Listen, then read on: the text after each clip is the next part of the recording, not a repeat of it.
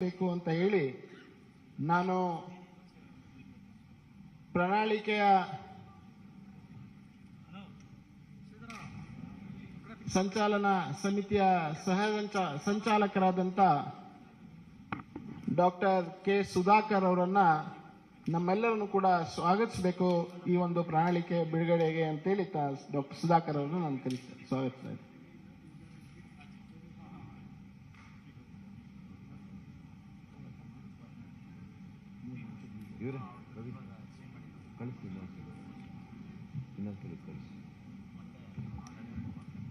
ಎಲ್ಲರಿಗೂ ನಮಸ್ಕಾರ. ನಮ್ಮೆಲ್ಲರ ರಾಷ್ಟ್ರೀಯ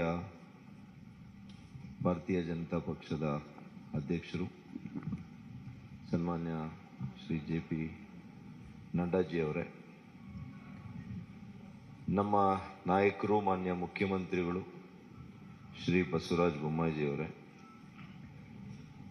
ಅದೇ ರೀತಿ ನಮ್ಮ ಹಿರಿಯ ನಾಯಕರು ನಮ್ಮ ನಿಕಟಪೂರ್ವ ಮುಖ್ಯಮಂತ್ರಿಗಳು ಆಗಿರ್ತಕ್ಕಂಥ ಶ್ರೀ BS ಯಡಿಯೂರಪ್ಪಾಜಿ ಅವರೇ, ಅದೇ ರೀತಿ ನಮ್ಮ ರಾಜ್ಯ ಬಿಜೆಪಿಯ ಅಧ್ಯಕ್ಷರಾಗಿರ್ತಕ್ಕಂಥ ಮಾನ್ಯ ಶ್ರೀ ನಳಿನ್ ಕುಮಾರ್ ಕಟೀಲ್ ರವರಿಗೆ ಕೂಡ ಈ ಸುದ್ದಿಗೋಷ್ಠಿಗೆ ಸ್ವಾಗತವನ್ನು ಬಯಸ್ತೇನೆ. ನಮ್ಮ ಕೇಂದ್ರ ಸಚಿವರು ನಾಯಕರು ಆಗಿರ್ತಕ್ಕಂಥ ಶ್ರೀ ಪ್ರಹ್ಲಾದ್ ಜೋಶಿ ಅವರಿಗೆ ಕೂಡ ಸ್ವಾಗತವನ್ನು ಬಯಸ್ತೇನೆ. ಮಾಜಿ ಕೇಂದ್ರ ಸಚಿವರು ಮಾಜಿ ಮುಖ್ಯಮಂತ್ರಿಗಳು ಆಗಿರ್ತಕ್ಕಂಥ ಶ್ರೀ DV ಸದಾನಂದ ಗೌಡರವರಿಗೆ ಕೂಡ ಸ್ವಾಗತವನ್ನು ಬಯಸ್ತೇನೆ.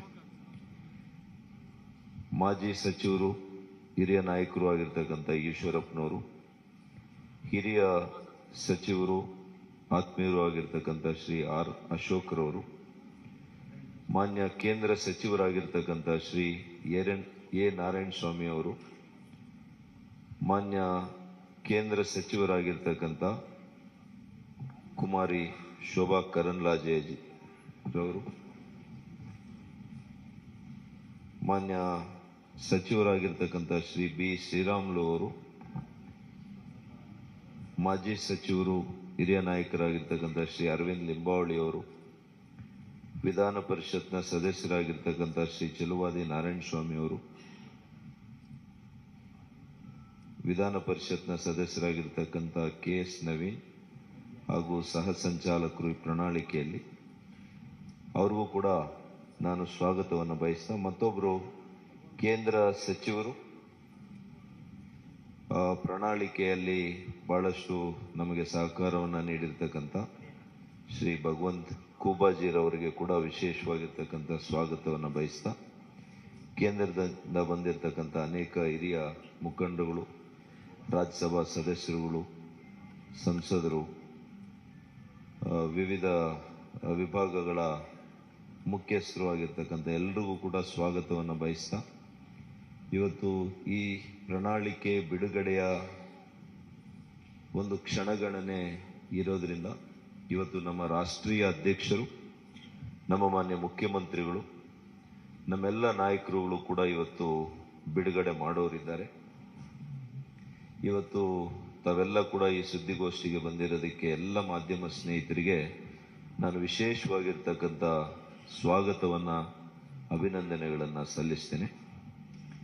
ಅದೇ ರೀತಿ ಕಳೆದ ಕೆಲವು ತಿಂಗಳುಗಳಿಂದ ನಮ್ಮ ಪಕ್ಷ ಪ್ರಣಾಳಿಕೆಯನ್ನು ತಯಾರು ಮಾಡುವಾಗ ಇದು ನೈಜತೆಯಿಂದ ಕೂಡಿರಬೇಕು.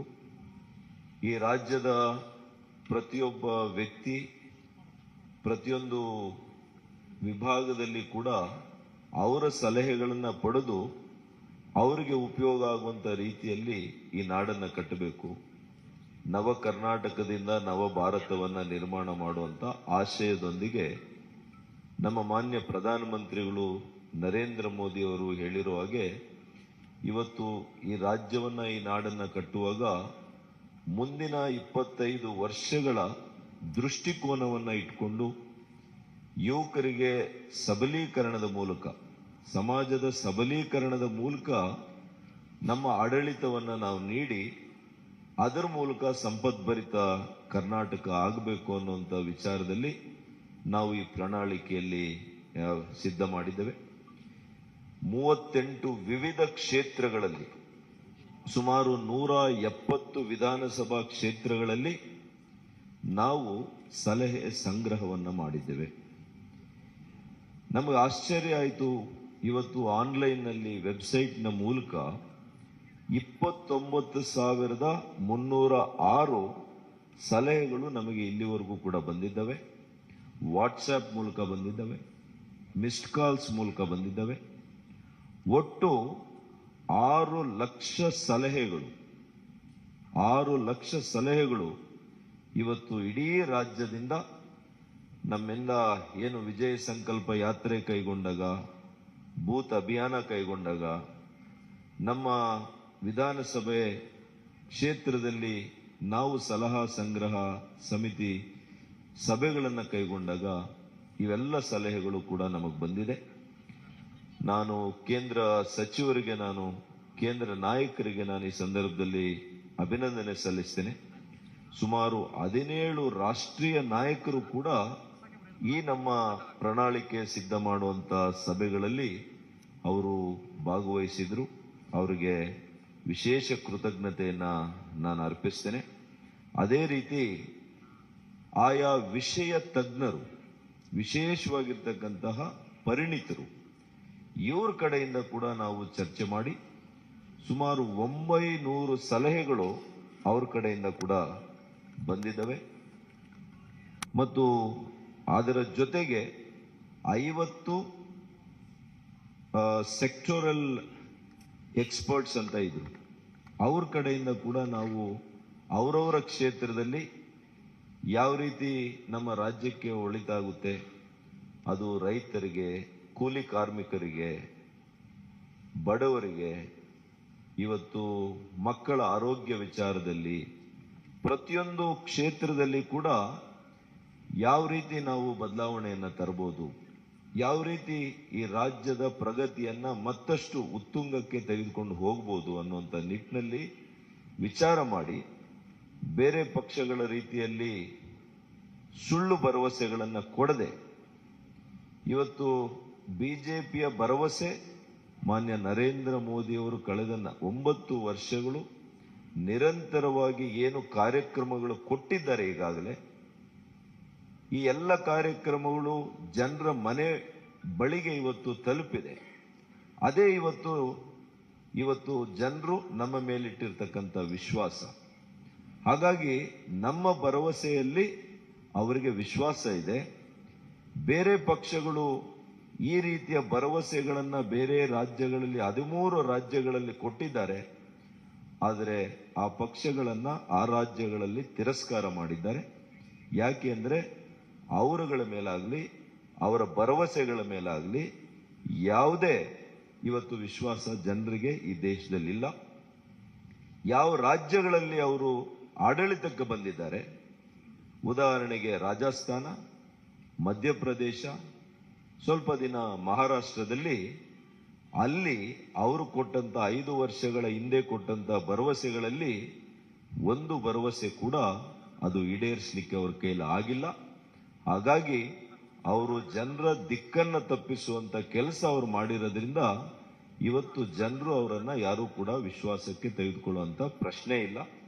ಇವತ್ತು ನಾವು ಆರೋಗ್ಯಯುಕ್ತ ನಾಡನ್ನ ಮಾಡಬೇಕು, ಸಂಪತ್ ಭರಿತ ನಾಡನ್ನ ಮಾಡಬೇಕು, ಯುವಕರಿಗೆ ಅವ್ರ ಕಾಲ ಮೇಲೆ ನಿಂತು ಆರ್ಥಿಕ ಚೈತನ್ಯ ಸಬಲೀಕರಣ ಮಾಡಬೇಕು, ಮಹಿಳೆಯರನ್ನ ಮುಖ್ಯ ವಾಹಿನಿಗೆ ತರಬೇಕು, ಮತ್ತು ದಯನೀಯ ಸ್ಥಿತಿಯಲ್ಲಿರ್ತಕ್ಕಂತಹ ವಯೋವೃದ್ಧರು, ಇವತ್ತು ಅಂಗವಿಕಲರು ಮತ್ತು ಇವತ್ತು ವಿಧವೆಯರು, ಇವರಿಗೆ ವಿಶೇಷವಾಗಿರ್ತಕ್ಕಂಥ ಉತ್ತೇಜನವನ್ನ ಇವತ್ತು ನಮ್ಮ ರಾಷ್ಟ್ರೀಯ ನಾಯಕರು, ನಮ್ಮ ಅಧ್ಯಕ್ಷರು, ಮಾನ್ಯ ಮುಖ್ಯಮಂತ್ರಿಗಳು ಏನೆಲ್ಲ ಇವತ್ತು ಘೋಷಣೆಯನ್ನು ಮಾಡ್ತಾರೆ, ಇದು ನೈಜತೆಯಿಂದ ಕೂಡಿರ್ತಕ್ಕಂಥದ್ದು. ನಮ್ಮ ಆರ್ಥಿಕ ಸ್ಥಿತಿಗತಿಗಳನ್ನು ಅರ್ತಿರ್ತಕ್ಕಂಥ ಮಾನ್ಯ ಮುಖ್ಯಮಂತ್ರಿಗಳು ಇದನ್ನ ವಿಶೇಷವಾಗಿ ಗಮನವನ್ನು ಇಟ್ಟು ಕಾರ್ಯಕ್ರಮವನ್ನು ರೂಪಿಸಿದ್ದಾರೆ. ಇವತ್ತು ಮಹಿಳೆಯರಿಗೆ ಏನಿವತ್ತು ಸಿಲಿಂಡರ್ ಬೆಲೆ ಇರ್ಬೋದು, ಅದಕ್ಕೆ ಯಾವ ರೀತಿ ಅದನ್ನ ಇವತ್ತು ಮಾಡಬೇಕು ಪ್ರಣಾಳಿಕೆ ಅನ್ನುವಂಥದ್ದನ್ನ ಇದೆಲ್ಲವನ್ನು ಕೂಡ ನಾವು ಉದ್ದೇಶ ಮಾಡಿ ನಾವು ಮಾಡಿದ್ದೇವೆ. ಈಗ ಕ್ಷಣಗಣೆಯಲ್ಲಿ ತಕ್ಷಣ ನಮ್ಮ ರಾಷ್ಟ್ರೀಯ ಅಧ್ಯಕ್ಷರು ಪ್ರಣಾಳಿಕೆಯ ಮುಖ್ಯ ಅಂಶಗಳನ್ನು ಇವತ್ತು ಘೋಷಣೆ ಮಾಡ್ತಾರೆ, ಮಾನ್ಯ ಮುಖ್ಯಮಂತ್ರಿಗಳು ಘೋಷಣೆ ಮಾಡ್ತಾರೆ. ನಾನು ಈ ಪ್ರಣಾಳಿಕೆ ಸಿದ್ಧತೆ ಮಾಡೋದ್ರಲ್ಲಿ ನನ್ನ ಸಹ ಸಂಚಾಲಕರು, ನಮ್ಮ ಸಚಿವರು, ನಮ್ಮೆಲ್ಲ ಕೆಲವು ಕ್ಷೇತ್ರದ ಪರಿಣಿತರು ಕೂಡ ವಿವಿಧ ಪ್ರಕೋಷ್ಠಗಳಲ್ಲಿ ಕೆಲಸ ಮಾಡಿ ಅನುಭವ ಇರತಕ್ಕಂಥವರು ನನ್ನ ಜೊತೆ ಸುಮಾರು 16 ಜನ ಇದ್ರು. ಅವ್ರಿಗೆಲ್ರಿಗೂ ಕೂಡ ನಾನು ವಿಶೇಷವಾಗಿರ್ತಕ್ಕಂಥ ಕೃತಜ್ಞತೆಯನ್ನ, ಅಭಿನಂದನೆಯನ್ನ ಸಲ್ಲಿಸ್ತೇನೆ. ಮತ್ತು ನಮ್ಮ ಎಲ್ಲ ಹಿರಿಯ ನಾಯಕರು ನಮಗೆ ಮಾರ್ಗದರ್ಶನ, ಸಲಹೆ, ಸೂಚನೆಯನ್ನ ಕೊಟ್ಟು ಇವತ್ತು ಈ ರಾಜ್ಯದ ಪ್ರಣಾಳಿಕೆ, ಭಾರತೀಯ ಜನತಾ ಪಕ್ಷದ ಪ್ರಣಾಳಿಕೆ ಮುಂದೆ ಈ ರಾಜ್ಯವನ್ನ ಕಟ್ಟುವಂತಹ ಒಂದು ಅದ್ಭುತವಾಗಿರ್ತಕ್ಕಂಥ ಪ್ರಣಾಳಿಕೆ ಆಗುತ್ತೆ. ನಾವು ಭಗವದ್ಗೀತೆಯನ್ನ ಎಷ್ಟು ಭಕ್ತಿಯಿಂದ ಇವತ್ತು ನಾವು ನೋಡ್ತೇವೆ, ಅಷ್ಟೇ ಭಕ್ತಿಯಿಂದ ಇವತ್ತು ನಮ್ಮ ಪ್ರಣಾಳಿಕೆಯನ್ನ ನಾವು ಇವತ್ತು ಕಂಡುಕೊಳ್ತೀವಿ ಅಂತ ಹೇಳಿ ಇವತ್ತು ನನ್ನ ಮಾತನ್ನು ಮುಗಿಸ್ತೀನಿ.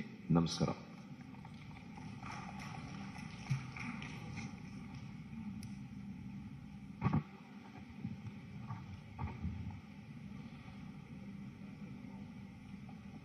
ಈಗ ನಾನು ನಮ್ಮ ರಾಷ್ಟ್ರೀಯ ಅಧ್ಯಕ್ಷ ಆದಂಥ ಸನ್ಮಾನ್ಯ ಶ್ರೀ JP ನಡ್ಡಾಜಿ ಅವರನ್ನ ನಮ್ಮ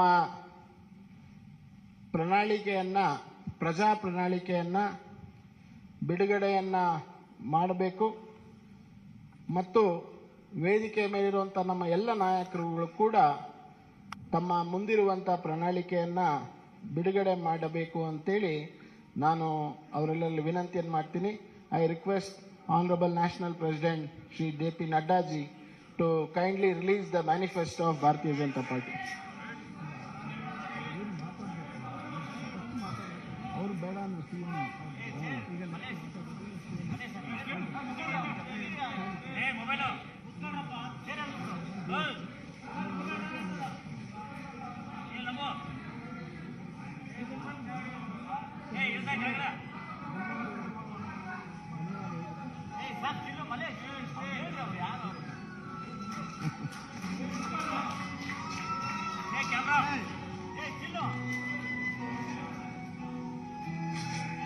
ಸರಿ ಸರ್.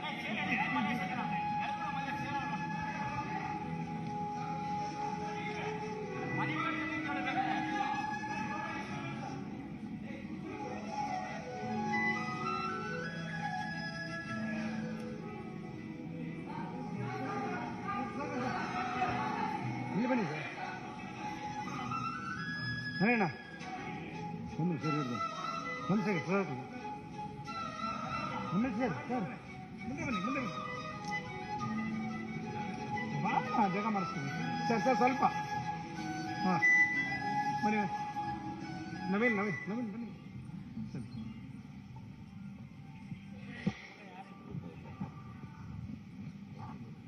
ಪ್ರಣಾಳಿಕೆಯ ಬಿಡುಗಡೆಯನ್ನು ಮಾಡಿದಂಥ ಎಲ್ಲ ನಮ್ಮ ನಾಯಕರಿಗೆ, ಮಾನ್ಯ ರಾಷ್ಟ್ರೀಯ ಅಧ್ಯಕ್ಷರಿಗೆ ಧನ್ಯವಾದಗಳನ್ನು ತಿಳಿಸ್ತಾ, ಈಗ ತಮ್ಮೆಲ್ಲರೂ ಉದ್ದೇಶಿಸಿ ಮಾನ್ಯ ಮುಖ್ಯಮಂತ್ರಿಗಳಾದಂಥ ಶ್ರೀ ಬಸವರಾಜ ಬೊಮ್ಮಾಯಿ ಅವರು ಉದ್ದೇಶಿಸಿ ಮಾತನಾಡಬೇಕು ಅಂತೇಳಿ ವಿನಂತಿಯನ್ನು ಮಾಡ್ತೇನೆ.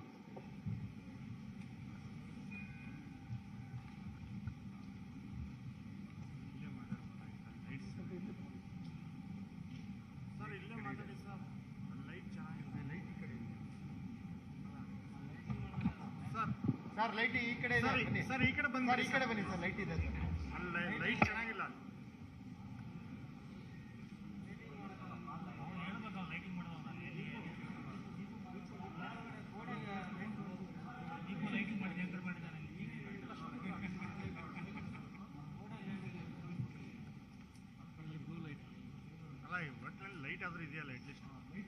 ನಮ್ಮೆಲ್ಲರ ನಾಯಕರು, ರಾಷ್ಟ್ರೀಯ ಭಾರತೀಯ ಜನತಾ ಪಕ್ಷದ ಅಧ್ಯಕ್ಷರಾದಂಥ ಸನ್ಮಾನ್ಯ ಶ್ರೀ JP ನಡ್ಡಾಜಿ ಅವರೇ, ರಾಜ್ಯದ ಭಾರತೀಯ ಜನತಾ ಪಕ್ಷದ ಅಧ್ಯಕ್ಷರಾದಂಥ ನಳಿನ್ ಕುಮಾರ್ ಕಟೀಲ್ ಅವರೇ, ನಮ್ಮೆಲ್ಲರ ಹಿರಿಯ ನೆಚ್ಚಿನ ನಾಯಕರಾದಂಥ ಶ್ರೀ BS ಯಡಿಯೂರಪ್ಪಾಜಿಯವರೇ ಹಾಗೂ ಮಾಜಿ ಮುಖ್ಯಮಂತ್ರಿಗಳಾದಂಥ ಸದಾನಂದಗೌಡಜಿಯವರೇ ಹಾಗೂ ನಮ್ಮ ಕ್ಯಾಂಪೇನ್ ಕಮಿಟಿಯ ಅಧ್ಯಕ್ಷರಾದಂಥ ಶ್ರೀಮತಿ ಶೋಭಾ ಕರಂದ್ಲಾಜೆಯವರೇ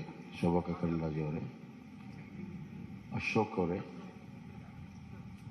ಮತ್ತು ಈ ಪ್ರಣಾಳಿಕೆಯ ಸಮಿತಿಯ ಸಂಚಾಲಕರಾಗಿ ಕೆಲಸ ಮಾಡಿದಂಥ ಡಾಕ್ಟರ್ ಸುಧಾಕರ್ ಅವರೇ, ವೇದಿಕೆ ಮೇಲೆ ಇರುವಂಥ ಎಲ್ಲ ಹಿರಿಯ ನಾಯಕರೇ, ಇಲ್ಲಿ ಅಪಾರ ಸಂಖ್ಯೆಯಲ್ಲಿ ನೆರೆದಿರುವಂಥ ನನ್ನ ಮಾಧ್ಯಮದ ಸ್ನೇಹಿತರು, ಭಾರತೀಯ ಜನತಾ ಪಕ್ಷ the party with the difference ಈ ಹಿನ್ನೆಲೆಯಲ್ಲಿ ಇಡೀ ರಾಷ್ಟ್ರದ ಆಡಳಿತ ಚುಕ್ಕಾಣಿ ಹಿಡಿದಿರುವಂಥ ಒಂದು ಪಕ್ಷ, ರಾಜ್ಯದಲ್ಲಿ ಆಡಳಿತ ಮಾಡುತ್ತಿರುವಂಥ ಒಂದು ಪಕ್ಷ,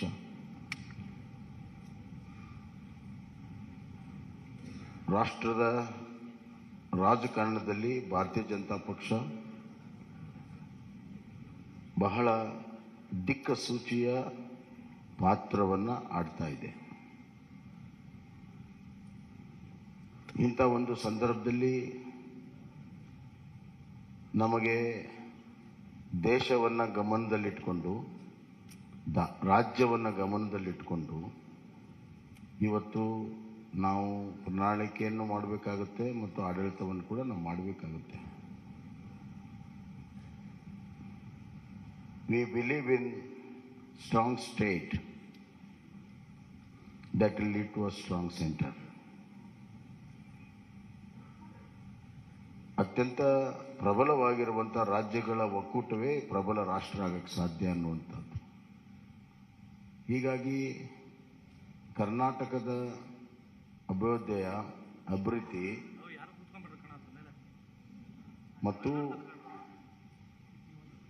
ಕರ್ನಾಟಕದಲ್ಲಿರುವಂಥ ಆಡಳಿತದ ವ್ಯವಸ್ಥೆ, ಸಾಮಾಜಿಕ ವ್ಯವಸ್ಥೆ ರಾಜ್ಯದ ಮೇಲೆ ಅಷ್ಟೇ ಅಲ್ಲ, ರಾಷ್ಟ್ರದ ಮೇಲೂ ಕೂಡ ಪರಿಣಾಮ ಬೀರ್ತವೆ ಅಂತ ನಾನು ಭಾವಿಸಿ ಪ್ರಜಾ ಪ್ರಣಾಳಿಕೆಯನ್ನು ನಾವು ಮಾಡಿದ್ದೇವೆ. ಪ್ರಜಾ ಪ್ರಣಾಳಿಕೆ ಅಂದರೆ ಪೀಪಲ್ಸ್ ಮ್ಯಾನಿಫೆಸ್ಟೋ. ಇದು ಒಂದು ರೀತಿಯಲ್ಲಿ ನಮ್ಮ ಡಾಕ್ಟರ್ ಸುಧಾಕರ್ ಅವರ ನೇತೃತ್ವದಲ್ಲಿ ಒಂದು ಒಳ್ಳೆಯ ತಂಡ ಕಳೆದ 3 ತಿಂಗಳಿಂದ ಬೇರೆ ಬೇರೆ ಹಂತದಲ್ಲಿ ಸಾಮಾನ್ಯ ಜನರಿಂದ ಹಿಡಿದು ಪರಿಣಿತರವರೆಗೂ ಎಲ್ಲರ ಅಭಿಪ್ರಾಯವನ್ನು ಪಡ್ಕೊಂಡು ಆನ್ಲೈನ್ ಲಕ್ಷಾಂತರ ಜನರಿಗೆ ಅಭಿಪ್ರಾಯ ಕೊಡೋದಕ್ಕೆ ಅವಕಾಶಗಳನ್ನು ಮಾಡಿಕೊಟ್ಟು ಜನರ ಭಾವನೆ, ಜನರ ಧ್ವನಿ ಇದರಲ್ಲಿ ಅಳವಡಿಸಿ ಇದು ನಿಜವಾಗ್ಲೂ ಕೂಡ ಪ್ರಜಾ ಪ್ರಣಾಳಿಕೆಯಾಗಿ ಹೊರಹೊಮ್ಮಿದೆ ಅಂತ ನಾನು ಭಾವಿಸಿದ್ದೇನೆ. ಒಂದು ಪ್ರಣಾಳಿಕೆ ಇದೊಂದು ರಾಜ್ಯ ಸರ್ಕಾರಕ್ಕೆ ಮುಂದೆ ನಡೆಯುವಂಥ ದಾರಿ ಮತ್ತು ದಿಕ್ಕನ್ನು ತೋರಿಸುವಂಥದ್ದು.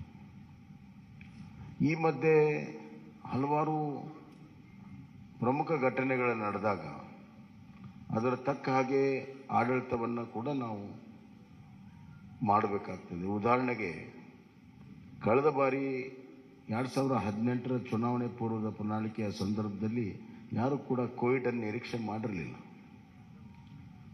ಸುಮಾರು 2 ವರ್ಷ ಕೋವಿಡಿನ ನಿರ್ವಹಣೆ, ಆರ್ಥಿಕ ಕುಸಿತ, ಈ ಮಧ್ಯೆ ಕೇವಲ ಆರ್ಥಿಕ ಕುಸಿತ ಅಷ್ಟೇ ಅಲ್ಲ, ಜನರ ಜೀವನ ಅಸ್ತವ್ಯಸ್ತ, ಇವುಗಳನ್ನು ನಿಭಾಯಿಸುವುದು ನಮ್ಮ ಪ್ರಾಮುಖ್ಯತೆ ಆಗಿತ್ತು. ಹೀಗಾಗಿ ಈ ಬಾರಿ ಆ ಎಲ್ಲ ಅನುಭವಗಳನ್ನು ಇಲ್ಲಿ ಕ್ರೋಢೀಕರಿಸಿ ನಾವು ಇವತ್ತು ಪ್ರಜಾ ಪ್ರಣಾಳಿಕೆಯನ್ನು ಮಾಡಿದ್ದೇವೆ. ಇದರಲ್ಲಿ ನಾವು ಕೃಷಿಗೆ ಬಹಳಷ್ಟು ಒತ್ತನ್ನು ಇವತ್ತು ನಾವು ಕೊಟ್ಟಿದ್ದೇವೆ. ಕೃಷಿ ನಮ್ಮ ಪ್ರಮುಖವಾಗಿರುವಂಥ ಒಂದು ಚಟುವಟಿಕೆ, ಆರ್ಥಿಕವಾಗಿರೋ ಚಟುವಟಿಕೆ, ಅತಿ ಹೆಚ್ಚು ಜನರ ತೊಡಗಿಸಿಕೊಂಡಿರುವಂಥ ಒಂದು ಚಟುವಟಿಕೆ. ಹೀಗಾಗಿ ಇವತ್ತು ಕಿಸಾನ್ ಸನ್ಮಾನ್ ಯೋಜನೆಯಿಂದ ಹಿಡಿದು ರೈತ ವಿದ್ಯಾನಿಧಿವರೆಗೂ ಹಲವಾರು ಕೃಷಿ ಯೋಜನೆಗಳನ್ನು ಈಗಾಗಲೇ ನಾವು ಮಾಡಿದ್ದೇವೆ ಮತ್ತು ನಮ್ಮ ಬಜೆಟ್ನಲ್ಲಿಯೂ ಕೂಡ ಕೃಷಿಗೆ ಭಾಳಷ್ಟು ಒತ್ತನ್ನು ಕೊಟ್ಟಿದ್ದೇವೆ. ಶೂನ್ಯ ಬಡ್ಡಿ ಸಾಲವನ್ನು 5 ಲಕ್ಷಕ್ಕೆ ಏರಿಸುವಂಥದ್ದು, ಆವರ್ತ ನಿಧಿ 3600ಕ್ಕೆ ಏರಿಸಿರುವಂಥದ್ದು, ಆಪತ್ಕಾಲದಲ್ಲಿ ರೈತರ ಬೆಳೆದಂಥ ಬೆಳೆಗಳನ್ನು ಖರೀದಿ ಮಾಡಲು ಮತ್ತು ಇದಲ್ಲದೆ ರೈತರ ವೈಯಕ್ತಿಕವಾಗಿರುವಂಥ ಇನ್ಶೂರೆನ್ಸನ್ನು ಮಾಡಿರುವಂಥದ್ದು, ರೈತರಿಗೆ ಬೀಜ ಗೊಬ್ಬರ ಕೊಡಲು ಸೀಸನ್ಗಿಂತ ಮುಂಚೆ 10,000 ರೂಪಾಯಿ ಕೊಡುವಂಥದ್ದು ಈಗಾಗಲೇ ಬಜೆಟಲ್ಲಿ ಕೂಡ ನಾವು ಘೋಷಣೆಯನ್ನು ಮಾಡಿದ್ದೇವೆ. ಇದಲ್ಲದೆ ಮುಂದಿನ 5 ವರ್ಷದಲ್ಲಿ ನಾವು 1,000 ಕೃಷಿ ಉತ್ಪಾದನಾ ಕೇಂದ್ರಗಳನ್ನು,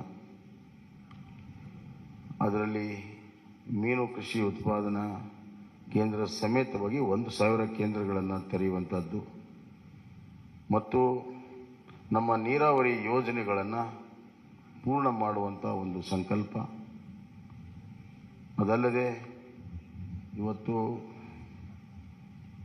ಒಂದು ಆಪತ್ಕಾಲೀನ ಒಂದು ದೊಡ್ಡ ನಿಧಿಯನ್ನು ಸ್ಥಾಪನೆ ಮಾಡಬೇಕನ್ನುವಂಥ ಒಂದು ದೂರದೃಷ್ಟಿಯ ಮಹತ್ವಾಕಾಂಕ್ಷೆಯ ನಮ್ಮ ಅಗ್ರೋ ಫಂಡನ್ನು ಕ್ರಿಯೇಟ್ ಮಾಡುವಂಥದ್ದು ಮತ್ತು ಸಪ್ಲೈ ಚೈನ್ಗಳನ್ನು ಒದಗಿಸುವಂಥದ್ದು. ಅಲ್ಲದೆ ಸಿರಿಧಾನ್ಯಕ್ಕೆ ಹೆಚ್ಚು ಈಗಾಗಲೇ ನಮ್ಮ ರಾಷ್ಟ್ರೀಯ ಮಟ್ಟದಲ್ಲಿ ನಮ್ಮ ಪಕ್ಷ ಮತ್ತು ಸರ್ಕಾರ ನರೇಂದ್ರ ಮೋದಿಜಿಯವರು ಸಿರಿಧಾನ್ಯಕ್ಕೆ ಒತ್ತನ್ನು ಕೊಟ್ಟಿದ್ದಾರೆ.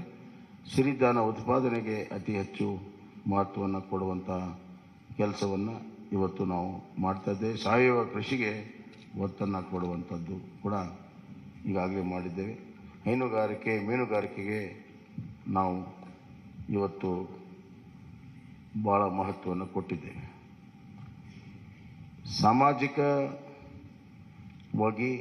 ಬಡವರ ಕಲ್ಯಾಣಕ್ಕಾಗಿ ನಾವು ಭಾಳಷ್ಟು ಮಹತ್ವವನ್ನು ಕೊಟ್ಟಿದ್ದೇವೆ. ಸಬ್ಕೆ ಸಾಥ್ ಸಬ್ಕಾ ವಿಕಾಸ್, ಸಬ್ಕಾ ವಿಶ್ವಾಸ್ ಮತ್ತು ಸಬ್ಕಾ ಪ್ರಯಾಸ್ ಅಂತ ಏನು ಪ್ರಧಾನಮಂತ್ರಿಗಳು ಹೇಳಿದ್ದಾರೆ, ಆ ನಿಟ್ಟಿನಲ್ಲಿ ಇವತ್ತು ಬಡವರಿಗಾಗಿ ವಿಶೇಷವಾಗಿರುವಂಥ ಒಂದು ಕಾರ್ಯಕ್ರಮವನ್ನು ಕೊಟ್ಟಿದ್ದೇವೆ. ಅದರಲ್ಲಿ ಪ್ರಮುಖವಾಗಿ ಇವತ್ತು ನಾವು ನಗರ ಪ್ರದೇಶದಲ್ಲಿ 5 ಲಕ್ಷ ಮನೆ, ಗ್ರಾಮೀಣ ಪ್ರದೇಶದಲ್ಲಿ 10 ಲಕ್ಷ ಮನೆ, ಪರ್ ಯೂನಿಟ್ ಕಾಸ್ಟ್ ಮನೆಯದು 5 ಲಕ್ಷ ರೂಪಾಯಿಗೆ ಏರಿಸಿದ್ದೇವೆ. 2 ಲಕ್ಷದಿಂದ 5 ಲಕ್ಷ ರೂಪಾಯಿಗೆ ಈಗಾಗಲೇ ಇದೆ, ಅದನ್ನು 5 ಲಕ್ಷ ರೂಪಾಯಿಗೆ ಏರಿಸಿದ್ದೇವೆ. ಎರಡನೇದಾಗಿ ಈ ಪೋಷಣಾ ಯೋಜನೆಯಲ್ಲಿ BPL ಕುಟುಂಬಗಳಿಗೆ ಪ್ರತಿದಿನ ಅರ್ಧ ಲೀಟರ್ ನಂದಿನಿ ಹಾಲನ್ನು ಕೊಡುವಂಥದ್ದು. ಇದು 5 kg ಅಕ್ಕಿ ಏನು ಕೊಡ್ತಾ ಇದ್ದೇವೆ, ಅದರ ಜೊತೆಗೆ ಇನ್ನು 5 kg ಸಿರಿಧಾನ್ಯವನ್ನು ಕೊಡ್ತಾ ಇದ್ದೀವಿ. ಅಂದರೆ ಒಟ್ಟು 10 kg ನಾವು ಪಡಿತರ ವ್ಯವಸ್ಥೆಯಲ್ಲಿ ಕೊಡ್ತೀವಿ. 5 kg ಅಕ್ಕಿ, 5 kg ಸಿರಿಧಾನ್ಯ, ಒಟ್ಟು 10 kg. ಅದರ ಜೊತೆಗೆ ಇವತ್ತು ನಾವು ಪೋಷಣಾ ಇದರಲ್ಲಿ ಅರ್ಧ ಲೀಟರ್ ನಂದಿನಿ ಹಾಲನ್ನು ಪ್ರತಿ BPL ಕುಟುಂಬಕ್ಕೆ ಪ್ರತಿ ದಿವಸ ಕೊಡುವಂಥ ವ್ಯವಸ್ಥೆಯನ್ನು ನಾವು ಮಾಡ್ತೇವೆ. ಮತ್ತು ಇದು ಅನ್ನ ಮತ್ತು ಸಿರಿಧಾನ್ಯ ಒಳಗೊಂಡಿರುವಂಥ ಪಡಿತರ ಕಿಟ್ ಇರ್ತದೆ. ಆರೋಗ್ಯಕರವಾದಂಥ ಆಹಾರ ಕೊಡೋದು ಬಹಳ ಮುಖ್ಯ. ಇಲ್ಲಿ ಘೋಷಣೆಗೋಸ್ಕರ ಘೋಷಣೆ ಅಥವಾ ಚುನಾವಣೆಗೋಸ್ಕರ ಘೋಷಣೆ ಮಾಡುವಂಥದ್ದಿಲ್ಲ. ನಾವು ಅದಕ್ಕೆ ಪೈಪೋಟಿ ಇಲ್ಲ. ಸಮತೋಲನದ ಆಹಾರ ಕೊಡೋ ಸಲುವಾಗಿ ಈ ಒಂದು ಕೆಲಸ ಕಾರ್ಯಗಳನ್ನು ನಾವು ಮಾಡಿದ್ದೇವೆ ಅನ್ನುವಂಥ ಮಾತನ್ನು ನಾನು ಹೇಳಕ್ಕೆ ಇಚ್ಛೆಪಡ್ತೇನೆ. ಮತ್ತು ಪ್ರತಿ ಮನೆಗೆ 5 ಲಕ್ಷ ರೂಪಾಯಿ ನೆಟ್ ಕಾಸ್ಟ್ ಈಗಾಗಲೇ ಹೇಳಿದ್ದೀನಿ. ಆರೋಗ್ಯದಲ್ಲಿ ನಾವು ಆಯುಷ್ಮಾನ್ ಭಾರತ ಕರ್ನಾಟಕ ಯೋಜನೆ ಅಡಿಯಲ್ಲಿ ಪ್ರತಿ BPL ಕುಟುಂಬಕ್ಕೆ ವರ್ಷಕ್ಕೆ 10 ಲಕ್ಷ ಪ್ರತಿ BPL ಕುಟುಂಬಕ್ಕೆ ವಿಮಾ ಮೊತ್ತವನ್ನು 5 ಲಕ್ಷದಿಂದ ಹೆಚ್ಚಿಸುತ್ತೇವೆ. ಈಗಾಗಲೇ ಆಯುಷ್ಮಾನ್ ಕಾರ್ಡ್ನಲ್ಲಿ 5 ಲಕ್ಷ ರೂಪಾಯಿ ಇದೆ, ಲಿಮಿಟು 5 ಲಕ್ಷ ರೂಪಾಯಿ ಇದೆ ಇನ್ಶೂರೆನ್ಸ್ದು. ಅದನ್ನು 10 ಲಕ್ಷ ರೂಪಾಯಿಗೆ ನಾವು ಏರಿಸ್ತಾ ಇದ್ದೀವಿ. ಅಂದರೆ ನಮ್ಮ ಕರ್ನಾಟಕ ಸರ್ಕಾರ ಅದಕ್ಕೆ 5 ಲಕ್ಷ ರೂಪಾಯಿ ಅಷ್ಟು ಇನ್ಶೂರೆನ್ಸ್ಗೆ ಮೊತ್ತವನ್ನು ಕೊಡ್ತೀವಿ ಅಂತ. ಹೀಗೆ ಹಲವಾರು ಯೋಜನೆಗಳನ್ನು ಇವತ್ತು ನಾವು ಮಾಡಿದ್ದೇವೆ. ಹಿರಿಯ ನಾಗರಿಕರಿಗೆ ಆರೋಗ್ಯ ತಪಾಸಣೆ ಮಾಡುವಂಥದ್ದು, ಮಿಷನ್ ಸ್ವಾಸ್ಥ್ಯ ಕರ್ನಾಟಕ ಮತ್ತು ಎಲ್ಲ ತಾಲೂಕುಗಳಲ್ಲಿ ಕಿಮೋಥೆರಪಿ ಡಯಾಲಿಸಿಸ್ ಸೇವೆ ಸಿಗುವಂಥದ್ದು ಈಗೆಲ್ಲ ತಾಲೂಕಿನಲ್ಲಿಲ್ಲ. ಬರುವಂಥ ದಿನಗಳಲ್ಲಿ ಕಿಮೋಥೆರಪಿ ಮತ್ತು ಡಯಾಲಿಸಿಸ್ ಮಾಡುವಂಥದ್ದು. ಶಿಕ್ಷಣಕ್ಕೆ ಭಾಳಷ್ಟು ಒತ್ತನ್ನು ನಾವು ಕೊಟ್ಟಿದ್ದೇವೆ. NEP ಈಗಾಗಲೇ ಕರ್ನಾಟಕ ಮೊದಲನೇ ರಾಜ್ಯ ಇದೆ ಅದನ್ನು ಅಳವಡಿಸಿರುವಂಥದ್ದು. NEP ಇದರಲ್ಲಿ ನಾವು ಶಿಕ್ಷಣಕ್ಕೆ GSDPಯ 6ರಷ್ಟು ನಮ್ಮ ಅನುದಾನ ಬರುವಂಥ ದಿನಗಳಲ್ಲಿ ಇರ್ತದೆ ಅನ್ನುವಂಥ ಮಾತನ್ನು ಈ ಸಂದರ್ಭದಲ್ಲಿ ಹೇಳಕ್ಕೆ ಇಚ್ಛೆಪಡ್ತೇನೆ. ಎಲ್ಲ ವಿವರಗಳು ಇಲ್ಲಿ ಪ್ರಕಟವಾಗಿದ್ದಾವೆ, ಎಲ್ಲವನ್ನು ನಾನೇ ಹೇಳಬೇಕಂತಿಲ್ಲ. ಆದರೆ ಇದು ಜನರಿಂದ ಜನರಿಗೋಸ್ಕರ ಜನಪರವಾಗಿರುವಂಥ ಪ್ರಜಾಪ್ರಣಾಳಿಕೆಯನ್ನು ನಾವು ಮಾಡಿದ್ದೇವೆ. ಬರುವಂಥ ದಿನಗಳಲ್ಲಿ ಕಲ್ಯಾಣ ಕರ್ನಾಟಕ ಆಗಬೇಕಾದ್ರೆ ಒಂದು ಕುಟುಂಬ ಶಿಕ್ಷಣ, ಆರೋಗ್ಯ, ಉದ್ಯೋಗ, ಸಂತೋಷವಾಗಿರುವಂಥ ಗಮನದಲ್ಲಿಟ್ಟುಕೊಂಡು ಹಲವಾರು ಯೋಜನೆಗಳನ್ನು ಮಾಡಿದ್ದೇವೆ. ಇದರ ಜೊತೆಗೆ ಆರ್ಥಿಕವಾಗಿ ಎಕನಾಮಿಕಲಿ ಕರ್ನಾಟಕವನ್ನು ಒಂದು ವೈಬ್ರೆಂಟ್ ಸ್ಟೇಟ್ ಮಾಡಬೇಕನ್ನುವಂಥದ್ದು ಕೂಡ ನಾವು ತೀರ್ಮಾನ ಮಾಡಿದ್ದೇವೆ. ಪ್ರಧಾನಮಂತ್ರಿಗಳ $1 ಟ್ರಿಲಿಯನ್ಗೆ $5 ಟ್ರಿಲಿಯನ್ $1 ಟ್ರಿಲಿಯನ್ ಕಾಂಟ್ರಿಬ್ಯೂಷನ್ ಕರ್ನಾಟಕ ಮಾಡಬೇಕನ್ನುವಂಥ ಗುರಿಯಿಂದ ಅದರಲ್ಲಿ ಇಂಡಸ್ಟ್ರಿಯಲೈಸೇಷನ್ನು ಮತ್ತು IT, BT ಎಲ್ಲ ಸೆಕ್ಟರಲ್ಲೂ ಕೂಡ ನಾವು ಹೆಚ್ಚಿನ ಒಂದು ಪ್ರೋತ್ಸಾಹ ಕೊಡುವಂಥದ್ದು ಕೂಡ ನಾವು ಮಾಡಿದ್ದೇವೆ. So economical infrastructure, social infrastructure and taking care of the vulnerable section, SC, ST, poor people, women, youth, hige, and ultimately the farmer is a very important factor in this growth engine. 1% growth in agriculture leads to 4% growth in manufacturing and 10% in service sector. We believe in it and we have worked out this. ಆದ್ದರಿಂದ ಇದೊಂದು ಪ್ರಜಾಪ್ರಣಾಳಿಕೆ, ಜನ ಸ್ವೀಕಾರ ಮಾಡ್ತಾರೆ, BJPಗೆ ಬೆಂಬಲವನ್ನು ಕೊಡ್ತಾರೆ, ಮತ್ತೆ BJPಗೆ ಸರ್ಕಾರ ಮಾಡುವಂಥ ಅವಕಾಶವನ್ನು ಕರ್ನಾಟಕದಲ್ಲಿ ಸಂಪೂರ್ಣ ಬಹುಮತದಿಂದ ಕೊಡ್ತಾರೆ ಅಂತ ವಿಶ್ವಾಸವನ್ನು ವ್ಯಕ್ತಪಡಿಸಿ ನನ್ನ ಮಾತನ್ನು ಮುಗಿಸ್ತೇನೆ. ಸನ್ಮಾನ್ಯ ಮುಖ್ಯಮಂತ್ರಿಗೆ ಧನ್ಯವಾದಗಳನ್ನು ಹೇಳ್ತಾ ಈಗ ನಮ್ಮೆಲ್ಲರೂ ಉದ್ದೇಶಿಸಿ ಸನ್ಮಾನ್ಯ BS ಯಡಿಯೂರಪ್ಪಾಜಿ ಅವರು ನಮ್ಮೆಲ್ಲರೂ ಉದ್ದೇಶಿಸಿ ಮಾತನಾಡಬೇಕು ಅಂತ ನಾವು ವಿನಂತಿ ಅವರೇ.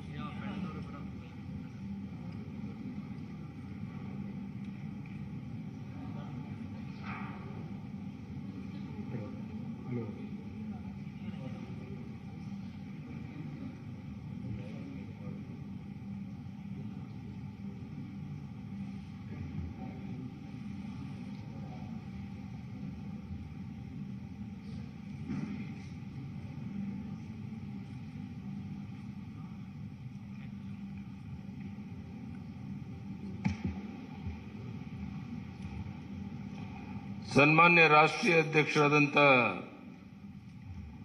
ಜೆ.ಪಿ. ನಡ್ಡಾಜಿಯವರೇ, ಮಾನ್ಯ ನಳಿನ್ ಕುಮಾರ್ ಕಟೀಲ್ ಅವರೇ, ಪ್ರಹ್ಲಾದ್ ಜೋಶಿ ಅವರೇ, ಆರ್ ಅಶೋಕ್ ಅವರೇ, ಮಾನ್ಯ ಸುಧಾಕರ್ ಅವರೇ, ಶೋಭಾ ಕರಂದ್ಲಾಜೆ ಅವರೇ, ಅರವಿಂದ್ ಲಿಂಬಾವಣಿ ಅವರೇ, ಭಗವಂತ್ ಕೋಬಾ ಅವರೇ, ಚೆಲುವಾದಿ ನಾರಾಯಣ ಸ್ವಾಮಿ ಅವರೇ,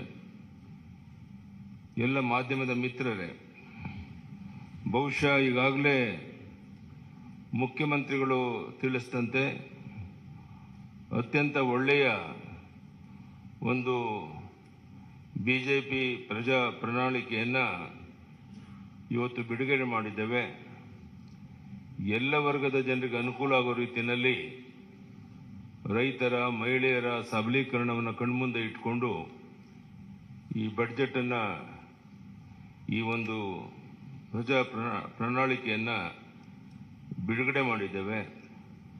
ರಾಜ್ಯದ ಉದ್ದಗಲಿಕ್ಕೆ ಇದರ ಮಾಹಿತಿಯನ್ನು ತಿಳಿಸೋದ್ರ ಮೂಲಕ ಮತ್ತೊಮ್ಮೆ ಕರ್ನಾಟಕದಲ್ಲಿ ಬಿಜೆಪಿ 125-130 ಸೀಟನ್ನು ಗೆದ್ದು ಸರ್ಕಾರವನ್ನು ರಚನೆ ಮಾಡುವಂಥದ್ದು ನಿಶ್ಚಿತ.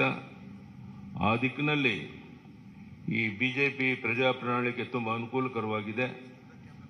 ಇದೆಲ್ಲವನ್ನ ಜನರಿಗೆ ಮನವರಿಕೆ ಮಾಡುವಂಥ ದೊಡ್ಡ ಜವಾಬ್ದಾರಿ ನಮ್ಮ ಕಾರ್ಯಕರ್ತರ ಮೇಲಿದೆ. ಅದನ್ನು ಮಾಡಿ ಈ ಬಾರಿ ದೊಡ್ಡ ಒಂದು ಅಂತರದಲ್ಲಿ ನಾವು ಬಿಜೆಪಿಯನ್ನು ಗೆಲ್ಲಿಸಿ, ನಾನು ಹೇಳ್ತಾ ಇರ್ತೇನೆ ಯಾವಾಗಲೂ, ಸೂರ್ಯಚಂದ್ರ ಇರೋದೆಷ್ಟು ಸತ್ಯನೋ ಅಷ್ಟೇ ಸತ್ಯ. ಬಿಜೆಪಿ ಮತ್ತೊಮ್ಮೆ ಕರ್ನಾಟಕದಲ್ಲಿ 125-130 ಸೀಟನ್ನು ಗೆದ್ದು ಅಧಿಕಾರಕ್ಕೆ ಬರುವಂಥದ್ದು ನಿಶ್ಚಿತ. ಅದಕ್ಕೆ ಪೂರಕವಾದಂಥ ಬಿಜೆಪಿ ಪ್ರಜಾ ಪ್ರಣಾಳಿಕೆಯನ್ನು ಜನ ಸ್ವಾಗತ ಮಾಡ್ತಾರೆ. ಎಲ್ಲ ವರ್ಗದ ಜನರ ಕಣ್ಮುಂದೆ ಇಟ್ಕೊಂಡು ಈ ಪ್ರಣಾಳಿಕೆಯನ್ನು ಬಿಡುಗಡೆ ಮಾಡಿದ್ದೇವೆ. ಇದನ್ನು ಜನ ಸ್ವೀಕಾರ ಮಾಡ್ತಾರೆ ಅಂತ ಹೇಳೋ ವಿಶ್ವಾಸ ನನಗಿದೆ. ರಾಜ್ಯದ ಉದ್ದಗಲಿಕ್ಕೆ ಈ ಪ್ರವಾಸ ಮಾಡುವಂಥ ಸಂದರ್ಭದಲ್ಲಿ ಇಲ್ಲಿರುವಂಥ ನಮ್ಮ ಪ್ರಣಾಳಿಕೆಯ ಪ್ರಮುಖ ವಿಷಯಗಳನ್ನು ಜನರಿಗೆ ಮನವರಿಕೆ ಮಾಡುವಂಥ ಪ್ರಯತ್ನವನ್ನು ಮಾಡ್ತೇವೆ. ಧನ್ಯವಾದ. ನಮಸ್ಕಾರ.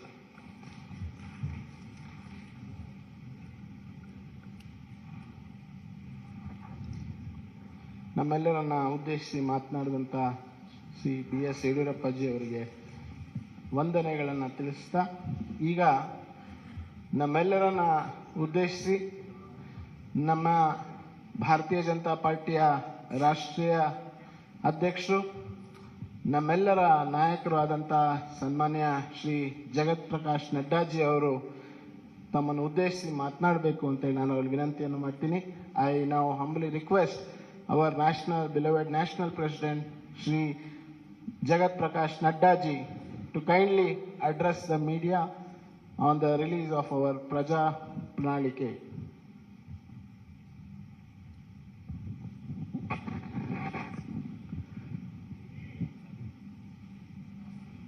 Our very senior leader and the member of the BJP National Parliamentary Board and ex-Chief Minister of Karnataka, respected B.S. Yediyurappa ji, our very dynamic Chief Minister who is leading the state, Shri Basavaraj Bommai ji, our very active and people and workers friendly President Shri Nalin Katil ji, our Minister in the central government and my colleague in the Lok Sabha, Shri Prahlad Joshi ji, my senior colleague, ex-Chief Minister and an ex-Minister in the Government of India, Shri Sadanand Gowda ji, Minister in the Government of India and the Chairman of the Campaign Committee, Kumari Shobha Karanlaje ji, Shri Ashwat Narayan Swami ji, Shri Bhagwat Kuba ji, Shri K. Sudhakar ji, Arvind Limbawali ji, Narayan Swami ji, K.S. Naveen ji, senior members on the dais, and the friends from the media, print media and electronic media. It is indeed a matter of great opportunity for me. A few minutes back, I got the opportunity to release the manifesto of the Bharatiya Janata Party for the ensuing elections in Karnataka. First of all, as my colleague Sudhakarji said, that this manifesto has not been formulated, drafted, or the content has not been created in any air-conditioned room.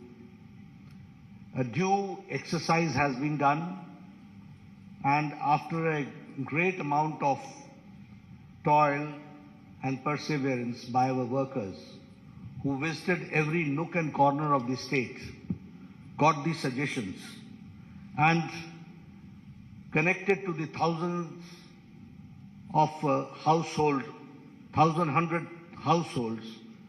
that this content has been created, which is in the form of this manifesto. Here I would also like to remind you that when Yediyurappa ji took over and later on Mr. Bommai continued, and when the baton was handed over to him, I can say that the Bharatiya Janata Party government converted the calamity into an opportunity. The pandemic of COVID-19, the floods, all that was converted into an opportunity. And if I speak in Hindi, I'll say, आपदा को अवसर में बदलने का काम येदियुरप्पा जी और बोम्मई जी ने किया. And because of that, we can say that now Karnataka is reaching a 1 trillion economy that we have to understand. One thing more I would like to say here is about the 6 years of the Indian National Congress misrule, where the good work done by Bharatiya Janata Party was a great setback because of the reverse gear government of Siddaramaiah, which ruled the state. We should also remember that during Siddaramaiah's regime, it was the looting of the natural resources, it was letting the criminal and antisocial elements run amok, and appeasing a certain section of the society only to consolidate their vote bank and playing the politics of vote bank. When I talk about the reverse gear government, we remember 2014 to 2019, where all the good policies of Prime Minister Modi's government was brought to halt in Karnataka. And that was a black day when the Karnataka saw. Here I would like to explain in detail also, because you will say that I'm giving a very passing, sweeping statement. But it is not a passing, sweeping statement. I would like to give you and quantify my contention which I am saying. And when I say so, I will say tab or ab. Then and now, we have to understand the difference. And utilizing the opportunity, I would like to make it very clear that when Prime Minister Modi had asked about the Pradhan Mantri Kisan Samman Nidhi, where the people of Karnataka were to get the benefit of it, the Siddaramaiah government sent the names, and the number of the names of the Kisan and the farmer was on record 1717. This is called halting the development. This is called using the brakes and becoming an obstacle between the people and the government of India for the good policies which is being pursued by Prime Minister Modi. And here I would like to also suggest you that now, when Yediyurappa ji came to the power, and later on the baton was handed over to Mr. Bommai, 15,000 crores have been spent for 54 lakh farmers, where 6,000 is being given in Pradhan Mantri Kisan Samman Nidhi, and 4,000 is given as a top-up by Bommai government, by Yediyurappa government, and 10,000 rupees is given to 54 lakh farmers of Karnataka. This is a classic example of double engine government. If I talk about Yashasvi scheme, which was started by my very senior leader, whom we are very proud of, Mr. Yediyurappa, that Yashasvi scheme was scrapped by Congress party. And in 2018, the insurance scheme was scrapped and it was only revived by the Bharatiya Janata Party government, and it ensured a registration of 32 lakh farmers. So we have to understand, what do we mean by double engine? If we have got double engine, there is a trouble engine. We are there for development, they are for the reverse gear. We are there to give the pace to the development, they are there to put brakes to the development. That we have to understand. If I talk about the Bhagya Lakshmi Yojana, it was for a secure future of the girl child, and giving 3,000 rupees annual fixed deposit in their name. Almost 3 lakh beneficiaries, women were there, 3 lakh children were there.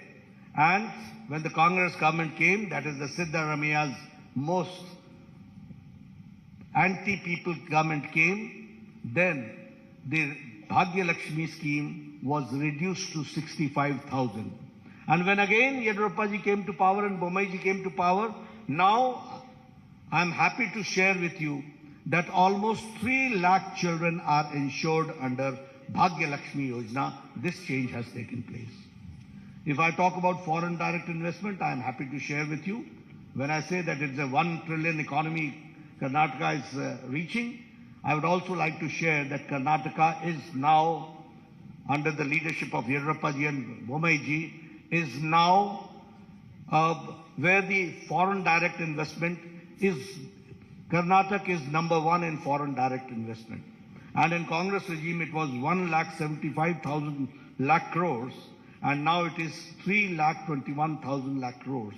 That we have to understand. If I talk about the average irrigation budget, it was 11,600 crore during Congress regime, and now it is 21,201 crore, which is an increase of 80%. That we have to understand. If I talk about the establishment of health and wellness centers, I was the health minister at that point of time when Siddaramaiah was the chief minister. And with a lot of push by the government of India and by the support of government of India, the Congress regime could only open 548 health and wellness centers were operationalized.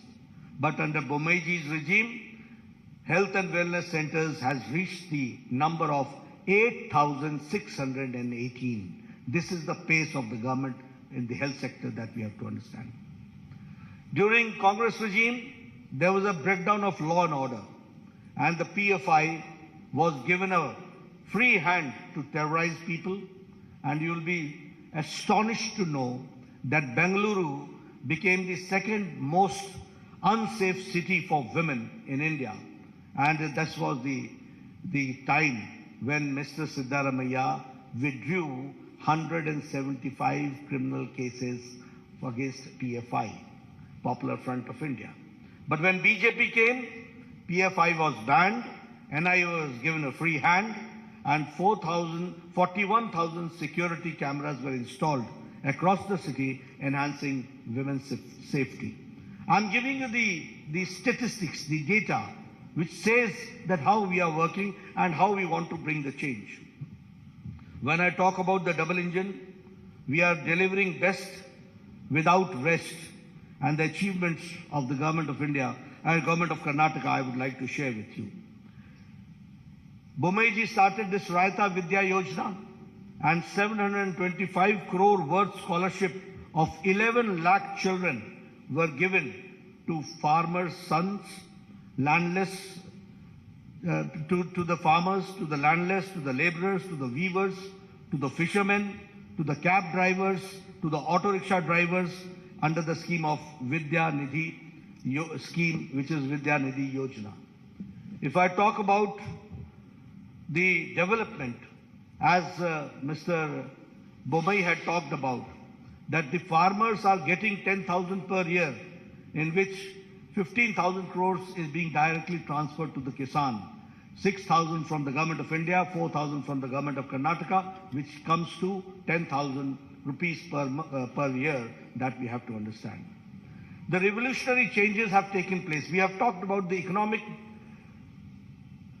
nyaya, justice, economic justice, and now we are talking about the social justice. It was a long pending demand, but it was under Chief Minister Bomeji that the SC got the reservation, scheduled caste got the reservation enhanced from 15% to 17%, 2% enhanced. And the ST got from 3% to 7% and 4% was enhanced. The Vokalingas reservation was enhanced by 2%. The Lingayats reservation was enhanced by 2% under the 2D category and the Vokalingas in the 2C categories. And here I would like to say, justice to all, appeasement to none. And so the unconstitutional reservation given to minorities was repealed. This we have to understand. And the double engine government delivered justice to the long pending issues. I'm talking about the long pending issues, which no government had the audacity to even touch these issues. They ignored it once for all.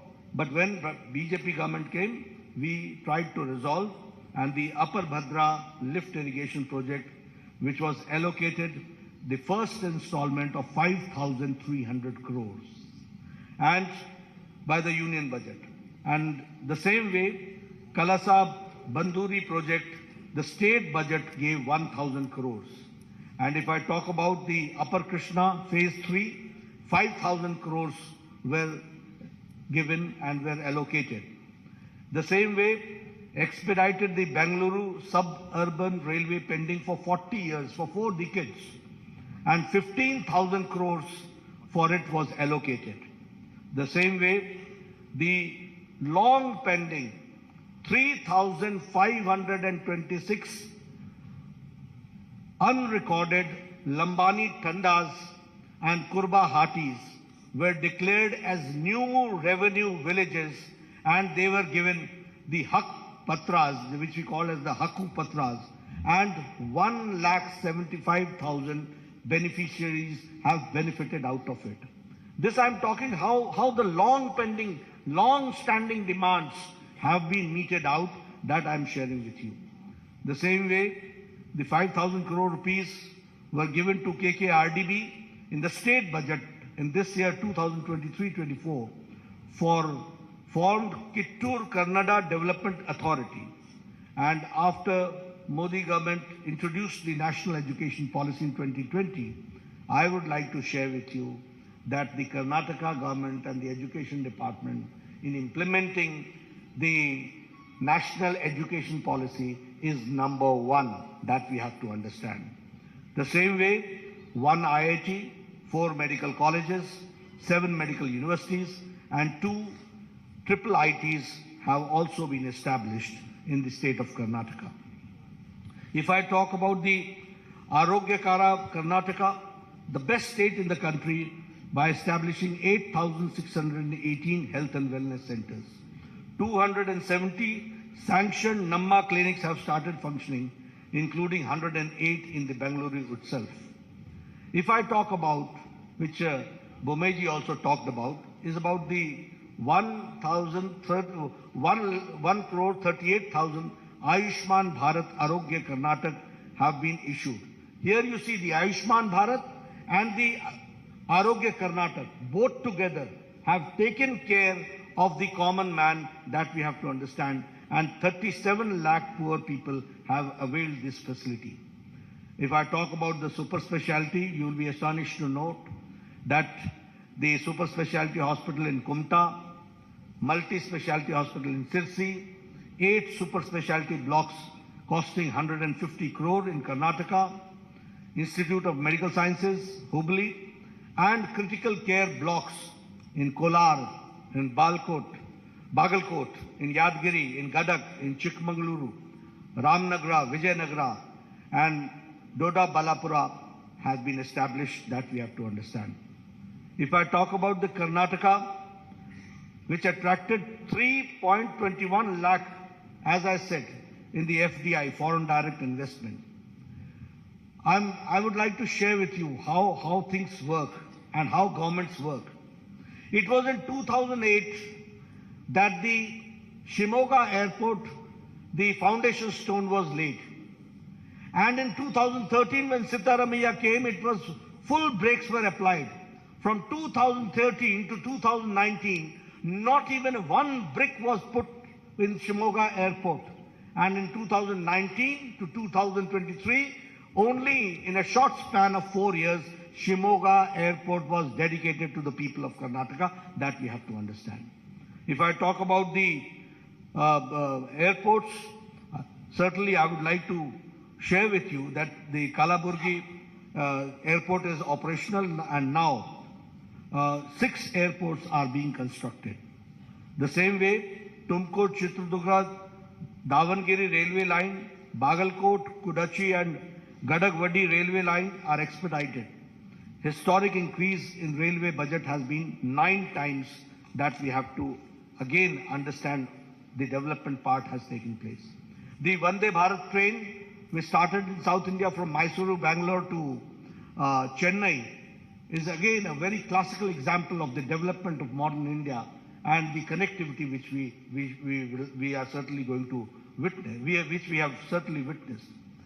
We have also, I would like to share here, that we have talked about infrastructure, we have talked about health, we have talked about education, we have talked about social justice, we have talked about economic development, but here we have also taken care of historic steps to protect and revive the glorious culture of Karnataka and the Kannadigas.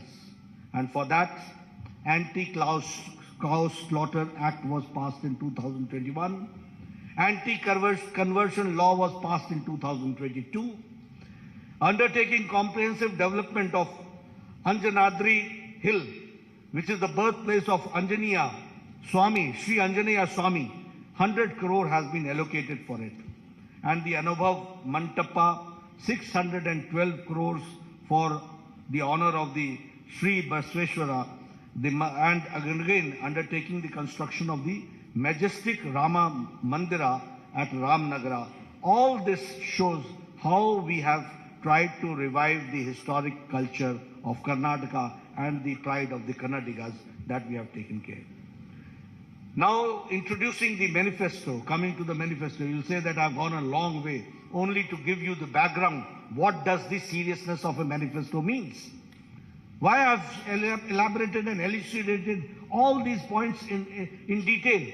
Because you should understand that how governments work, who are the people behind putting the brakes in the development of Karnataka, who are the people who have who shed their crocodile tears and the reality is something different.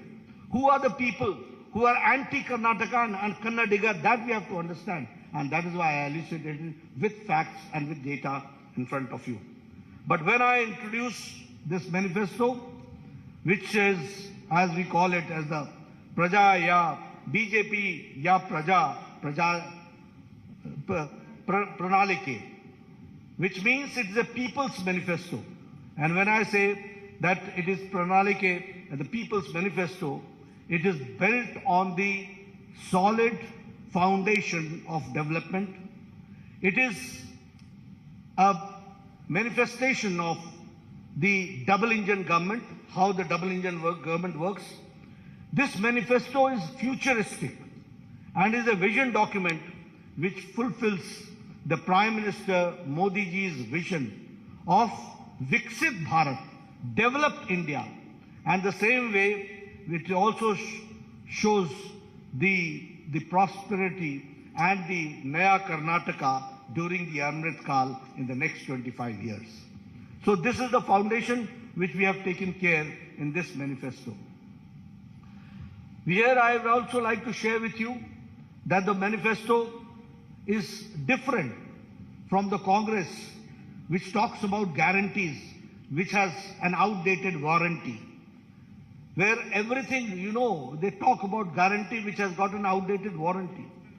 They have never given anything. They have only talked about it. But when we say we mean it, and it is the manifesto, which is forward-looking document, it contains a realistic, achievable promise which will fulfill the aspirations of Karnataka's youth farmer, women, weavers, middle class, SC, ST communities, and also all sections of the society will be taken care. Our manifesto is centered around 6 themes. And these 6 themes are 6A. Number 1 is Anna, which means food security. Number 2 is Akshara, which means quality education. Arogya, which means affordable and accessible health care. Adaya, which means assured income support. And Abhaya, social justice for all. And Abhiruddhi means development, prosperity for all. Under these 6 themes, our manifesto is centered around. And through this vision document, we have tried to restore the prosperity of Karnataka and the glory days of the Vijayanagara Empire. That is what we want. And for that, it is the foundation which we are, through this manifesto, we are keeping, and we are trying to see that in the next 25 years, how do we go forward. And when I say so, I would also like to say that it is a double-engine Sarkara, where both the engines, and I will not say only double engine, it is a powerful engine also that we have to understand. We have got double engine, we have got powerful engine, there you had a trouble engine, and there you had a reverse gear engine. That you have to understand. And only applying brakes was there. When I talk about the Anna, the food security, we will provide, as Bomai Saab said, that we will be providing 3 free cooking gas cylinders to all BPL families annually, 1 each during the months of Yugadi, during Ganesh Chaturthi and Deepavali. The same way, we will set up an Atal Ahar Kendra in every ward of every municipal corporation in the state to provide affordable, quality and healthy food across the state. We will launch the scheme called Poshana, the scheme through which every BPL household will be provided with a ½ liter Nandini milk every day and 5 kg of Sri Anna, which is the Sri Dhanya, along with 5 kg of rice will be provided to all BPL families in the monthly ration kit. The same way, if I talk about Abhaya, the social justice for all, we will implement uniform civil code in Karnataka based on the recommendations given by a high-level committee which is to constitute for this purpose. We will also launch the Sarvarigu Suru Yojana, under which Revenue Department will identify and distribute 10 lakh housing sites across the state to all the siteless, homeless beneficiaries. We will also launch the Onake Obava Samajik Nyaya Nidhi, a scheme through which we will provide a matching grant, a deposit of 10,000 on 5-year fixed deposit made under the scheme for women of SC and ST households. Under this scheme of social justice, we will improve the ease of living of the apartment residents in Bengaluru and elsewhere by constituting a Karnataka Residents Welfare Consultative Committee to reform the Karnataka Apartment Ownership Act of 1972 and to modernize the grievance redressal mechanism. If I talk about the Akshara, the third main pillar and the theme, which is the quality education, we will introduce Vishweshwaraya Vidya Yojana, under which state government will partner with individuals and with institutions for holistic upgradation of the government schools and to make them top-class standards. We will launch a Samanvaya scheme which will, in collaboration with SMEs and ITIs, and generate dynamic ecosystem of education and employment for all talented young professionals. We will provide a career support to all aspirational youth for providing financial incentives for students to pursue their coaching in IAS, in KS, in banking and in government jobs. As far as the Arogya is concerned, which we call as the affordable and accessible healthcare, we will strengthen the public healthcare infrastructure through Mission Swasthya Karnataka by establishing one Namma clinic equipped with diagnostic facilities in every ward of municipal corporation. Additionally, we will provide a free and annual master health checkup for senior citizens. For Vriddhi, prosperity and development for all, we will establish SCR, State Capital Region in Bengaluru, encompassing the comprehensive city development strategy, cohesive transportation networks, and cutting-edge digital integration. Transform Karnataka into a premier hub. Electric vehicles will be given their full support, and by setting up charging stations supporting 1,000 startups, we will be supporting 1,000 startups for converting and also converting BMTC buses into fully electric buses and creating EV city outside the Bangalore. We will set up 30,000 crore for K Agriculture Fund to establish micro cold storage facilities, agro processing units in all Gram Panchayats, undertake modernization and digitization of APMCs, accelerate farm mechanization, establish 5 new agro-industry clusters and 3 new food processing parks supported by 1,000 strong FPOs. As far as the Adaya is concerned, assured income support, we will allocate 1,500 crore to develop Kalyan Circuit, Banwasi Circuit, Parshurama Circuit, Kaveri Circuit, and Gangapura Corridor to transform Karnataka into India's most favored tourist destination. We will also broaden the scope of the production-linked incentive scheme by incorporating a comprehensive plan that encompasses logistics, industrial clusters, connectivity, and export facilities, generating 10 lakh manufacturing jobs beyond Bengaluru, outside Bengaluru. I'm not talking about Bangalore, but outside in the rural areas that we are going to do.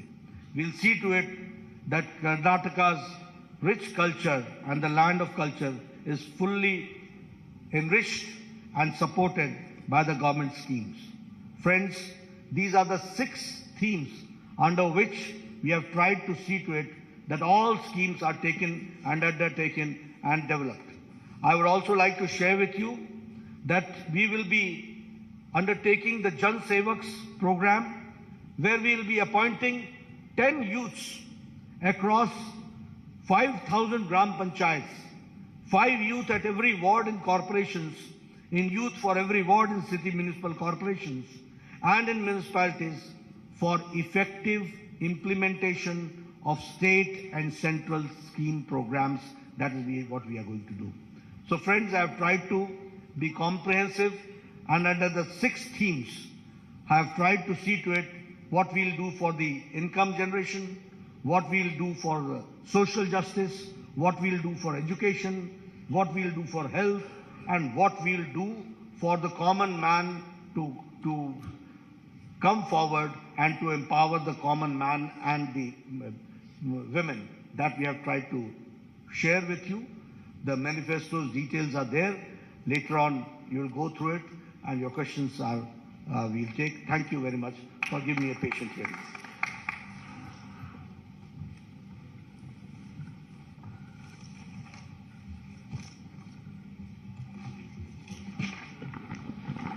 6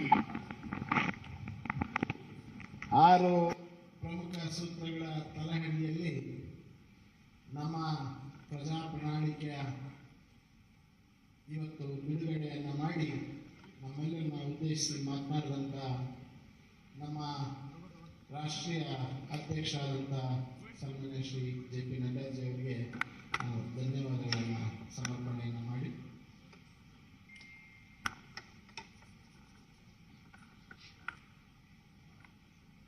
ಈಗ 2 ಪ್ರಶ್ನೆಗಳನ್ನು ಕೇಳೋದಕ್ಕೆ ಈಗ ಅವಕಾಶ ರಾಷ್ಟ್ರೀಯ ಅಧ್ಯಕ್ಷ ಜೊತೆಗೆ, ತದನಂತರ ಒಂದು ಪೂರ್ಣ ಪ್ರಮಾಣದ ಪತ್ರಿಕಾಗೋಷ್ಠಿಯನ್ನ ಡಾಕ್ಟರ್ ಸುಧಾಕರ್ ಅವರು, ಶೋಭಾ ಕರಂದ್ಲಾಜೆ ಅವರು, ನಾರಾಯಣ ಸ್ವಾಮಿ ಅವರು, ಭಗವಂತ ಖೂಬಾ ಅವರು ನಡೆಸಿ ತಮ್ಮೆಲ್ಲರ ಪ್ರಶ್ನೆಗಳಿಗೆ ಉತ್ತರವನ್ನು ಕೊಡಲಿದ್ದಾರೆ. ರಾಷ್ಟ್ರೀಯ ಅಧ್ಯಕ್ಷ ಮುಂದಿನ ಕಾರ್ಯಕ್ರಮಕ್ಕೆ ತೆರಳುವ ಸಮಯದ ಅಭಾವದ ಕಾರಣಕ್ಕೋಸ್ಕರ 2 ಪ್ರಶ್ನೆಗಳನ್ನು ನಾನು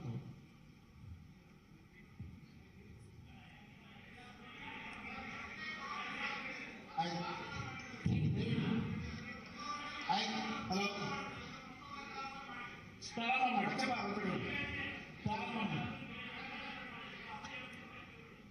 ಪ್ರಾರಂಭ ಮಾಡಿ ದಯವಿಟ್ಟು ಕ್ಷಮಿಸಿ ಪ್ರಾರಂಭ